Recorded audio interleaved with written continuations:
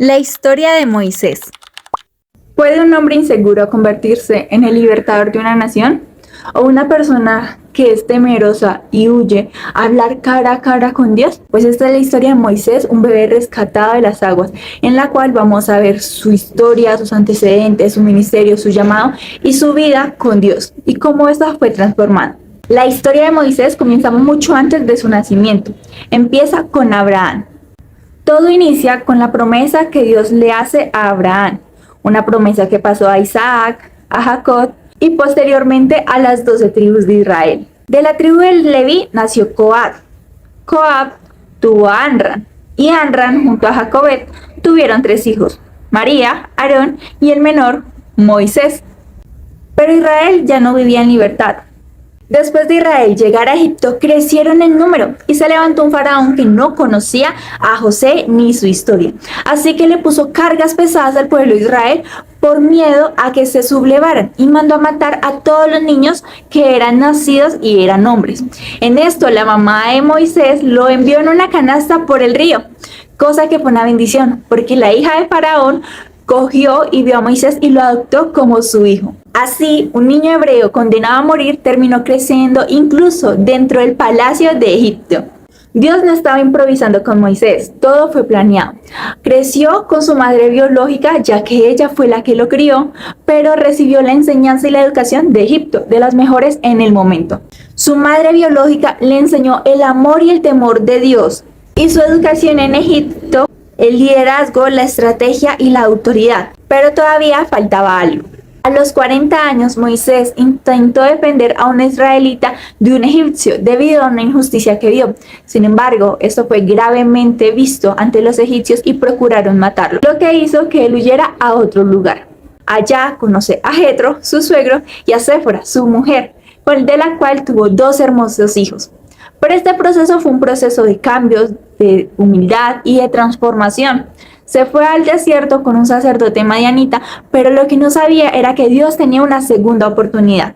En el monte Horeb, Moisés vio algo increíble, una zarza que ardía, pero no se consumía, envuelta en fuego, pero que no pasaba nada. En ese momento fue el llamado de Moisés. Dios le dijo, Moisés, Moisés, y él respondió, heme aquí. Dios le pidió quitarse las sandalias porque estaba en Tierra Santa. Y en ese momento le dio un propósito, liberar al pueblo de Israel. Pero Moisés, como nosotros, humanos, empezó a poner excusas. Pero soy tartamudo, y si no puedo, y si no me creen, y si... Era el temor de Moisés hablando por él. Era el miedo y la inseguridad que habitaban dentro de él. Pero Dios no llamó a Moisés por sus capacidades, por lo inteligente o lo letrado que era, sino que lo llamó por su propósito y misión, porque sabía que era alguien que iba a obedecer. Y eso fue lo que Dios vio en Moisés. Bajo ese propósito empezó la historia de Moisés y de Israel, con una promesa: Dios estaría con Moisés. Moisés fue y es considerado más que un líder, es guía, apoyo, juez, libertador, pastor. Espiritualmente era el que los aconsejaba, era el juez totalmente en ese momento. Así que era una figura importante, pero era la figura de Dios que brindaba a través de Moisés. Por medio de él, Dios envió las 10 plagas a Egipto. Ocurrió la Pascua, el Mar Rojo se abrió, Israel recibió los 10 mandamientos y también fue quien dirigió la construcción del tabernáculo. Sin embargo, no todos aceptaron su liderazgo.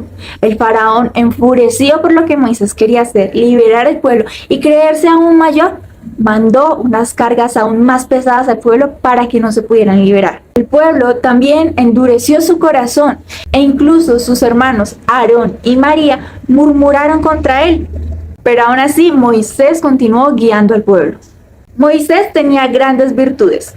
Humilde, compasivo, manso, obediente y tenía una relación increíble con Dios.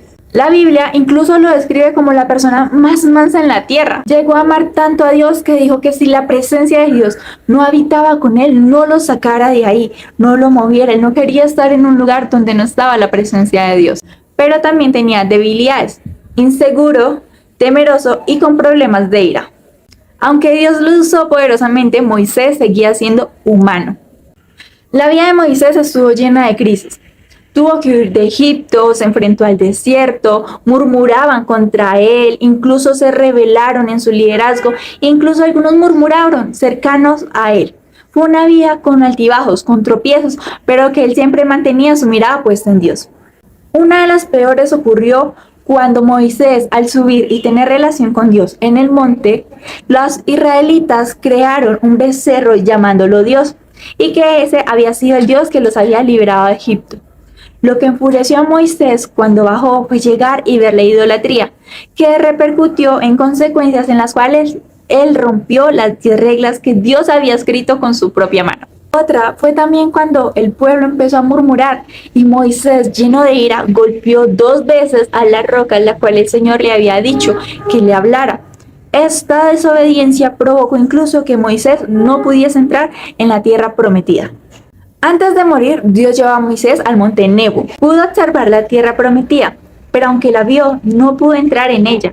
Moisés murió a los 120 años y algo increíble que dice la Biblia es que Dios mismo fue el que lo enterró.